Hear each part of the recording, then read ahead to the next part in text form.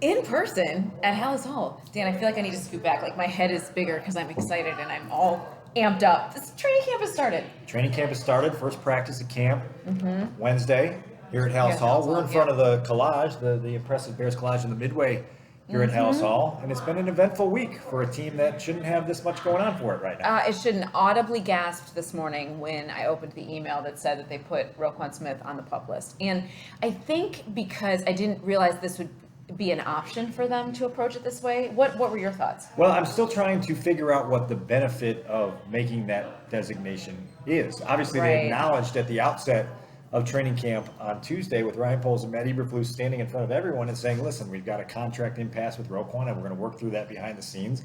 And that's something we're going to have to take one step at a time. And then the next day saying kind of mysteriously that something showed up in his physical and he's on the PUP list. I don't get the purpose of it. You and I both know that Roquan wants a bigger contract. Yes. He wants to be rewarded as one of the most impactful defensive players in the league. And I asked Matt Eberflus today that if Roquan were to get a stack of money, would he suddenly become more physically able to perform? And Matt didn't even crack a smile and didn't even really entertain the answer. We all did, though, because we all believe that to be true. And it was it's interesting because I've never experienced the hold in. Right. I've never experienced that, right? So we're out there at practice and Roquan's there on a bike. Right.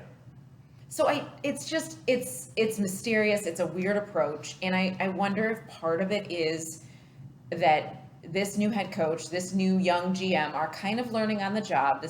We're just kind of going through that little transition growing pains moment. Well, also complicating matters is that Roquan Smith doesn't have an agent. Right. And so that makes negotiations weird, very, very complex in situations where if you have a middleman, right, and you're Roquan and you have somebody that can take some of the bad news and filter it toward you, it alleviates some of the strain of hearing some things from a coaching staff and or front office that tells you, here's why we're not willing to give you X, Y, and Z right now, and here's what we want to see from you going forward. Right now, I think this is a minor inconvenience and just a minor headache for this organization, but it does add something for Ryan Poles to tend to every single day at a time where you and I both know there's 150 things that he has to be tending to get this roster competitive.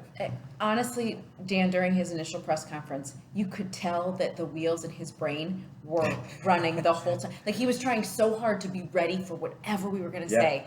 And I think there were some moments though of genuine, like, okay, I know this is a moment we've been wanting to get to, but he's preparing for the unknown. And adding this in there, it adds a layer of stress. It adds a layer of something he's not used to. And then I also step back and think, well, who's advising Roquan? Right. Well, so if he doesn't have an agent, who's saying this is the route you should take? We have sources at the Tribune, courtesy of Brad Biggs, that says somebody within his family may be steering the ship of things. We won't know this for sure until we hear from Roquan, right? And we probably won't hear from Roquan until it's over. And so to your previous point about the hold-in, right now in San Francisco, similar thing happening with Deebo Samuel, who, as we know, had a contract dissatisfaction in the spring that resulted in him asking for a trade. That sort of boil has lessened over the months, and now he's reported to training camp like Roquan did to avoid the fines of not reporting to training camp, but he's off on the side conditioning.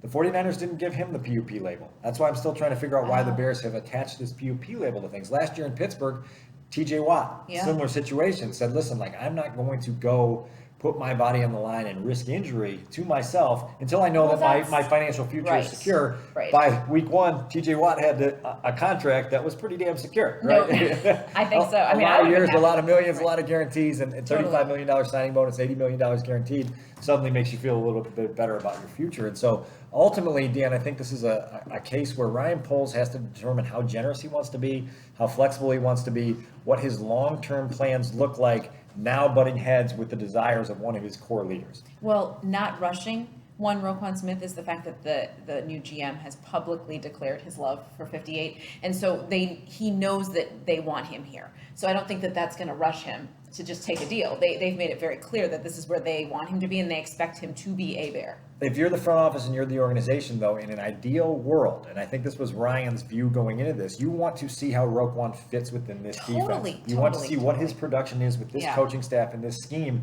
before you attach a number to it. Well, now, Roquan has sort of forced your hand a little bit and said, you're going to have to make some projections on how good you think I'm going to be. And I holl you think I'm as good as I think I am, right? And so now that becomes that staring contest.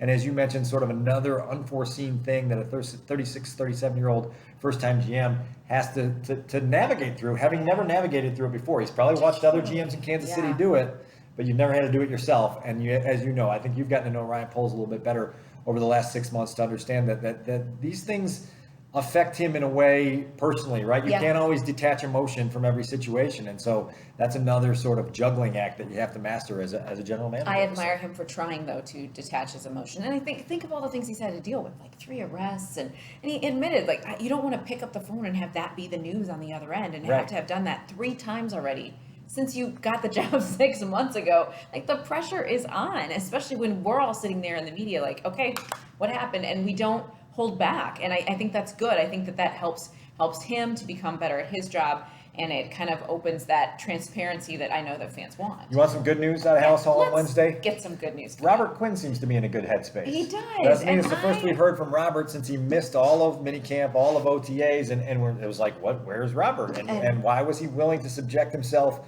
to almost $100,000 in fines to miss minicamp? And today, in Robert Quinn's very unique Robert Quinn way, he basically said it was worth it to me to just go take care of myself. You know what, Dan? Physically and mentally. At some point in my life, I'd love to be able to be like, you know what? 100 grand. Whatever. I'm with you. I'm going to take the days off. Listen, I thought it was really cool in 2021 to get to know Robert a little more because he's a very unique personality. Very unique. Right? Yeah. And I think we can read him now better and understand that wasn't lip service. And that we can take his word at face value today in that media room saying, look, I want to be here. And I'm going to give the Chicago Bears everything I have until they don't want me here anymore.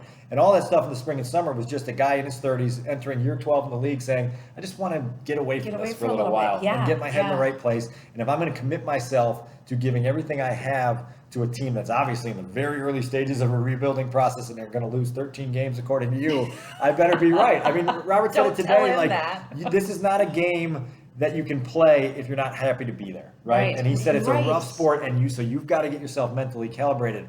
I think he is now mentally calibrated in that regard. It was good to see him on the practice field today, and go for it. Well, when he won the Brian Piccolo Award, I think we got to see a side and a story to him, and understanding like that he wasn't even supposed to be here, like the way that he values life and the way that he wants to live his life. Like, I can get behind that. It's hard not to cheer for that. And I agree with you. The way he came in 2020 was so awkward. I remember some of those Zoom calls, and I felt like he was so interesting, but just that was not his jam. You couldn't get to know him at all. And I felt like last year as he came into his own and he starts having this career year, and it just, you got to know him in a different way. He is so unique, but I think so valuable for these young guys coming in, and to hear that be his attitude as he comes into camp for his 12th year, and to say, you know what, no matter who the coach is, it takes a certain amount of buy-in every single day, and that's what I'm going to do. It is wonderful that he is out to be the best version of himself. And candidly, he said, when he was asked directly, do you want to be traded? He said, I've been traded 3 times. I'm sick of moving. Yes. Who isn't? We get it. Situation, right? Yeah, you say, I get that. And so will Robert Quinn be here in November? I don't know. The Bears probably will try to take anything they can get to him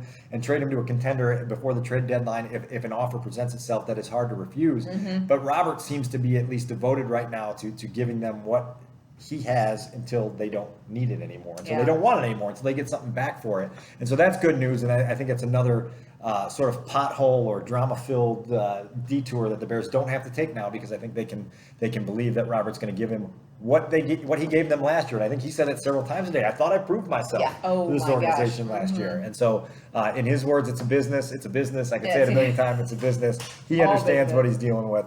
But again, hopefully the Bears sidestep that drama for the rest of camp. I'm starting to have a lot of space and grace for what Poles and Eberflus are going through and trying to navigate all of this as their first time in these roles. I feel like, I don't want to say that Poles looked older, but I feel like some of this is aging him quickly. Like, as fast as he's having to learn and adjust and kind of form what this role is going to look like for him, not the way that other people have done it, and not even how he's seen other people do it, because every team is so unique and he has to kind of put his stamp on it. But I appreciated when he did smile finally, and he did finally say, to see these guys come together and know that I was part of that is good. To be fair, you forced the smile out of him. You said, why are you not more excited? It's the first day of camp. He looked miserable. I think Ryan is such a low-key personality to begin with. I think Chicago is going to have to get used to the idea that that's just his default setting. Yeah. That's not stressed. That's not happy. It's not angry. It's just his default setting, and that's where he's at. It'll be interesting to see how he handles his first full training camp, because there's a lot that's going to pop up here that's unforeseen, as the first few days have shown us, right? That's going to be his resting GM face. That's just what it is going to be no doubt from about here it. on out. I'll be here for the rest of camp. Will you be here for the rest of camp? camp? I will be in and out for the rest of camp. I mean, I'll be paying attention. I'll be here as much as I possibly can be without my other duties on the Mighty Seven. But otherwise, I'll be here. And we'll see when Roquan Smith gets off that stationary bike. I know. I thought it was very symbolic, right? His contract talks are stationary. They're stalled out. That's a good little He was analogy. riding and I thought going he nowhere. should get Khalil Mack's Peloton and just spend the rest of the month on there. Oh my gosh, Doing that was what he kind of could do. sad, Dan, when someone pointed out, Robert, you walk into a locker room and there's no Allen Robinson, there's no Hakeem. Khalil Mack, there's no Hakeem Hicks. I'm Well, like, that oh my goes- gosh, all the this guys is that so are- sad. Yeah, it's a full reboot here. Don't go anywhere, Robert Quinn. We love you. Like the channel, subscribe. We'll talk to you guys soon. Bye, guys.